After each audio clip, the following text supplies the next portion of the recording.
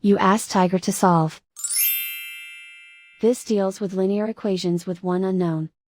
The final result is x equals -5/12. Let's solve it step by step. Simplify the expression. Expand the parentheses. Simplify the arithmetic. Multiply the coefficients. Group like terms.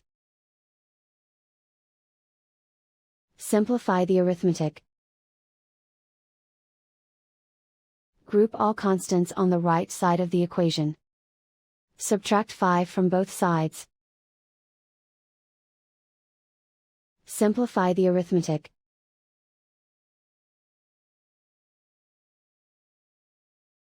Isolate the x. Divide both sides by 12. Simplify the fraction. And so the final result is x equals -5/12.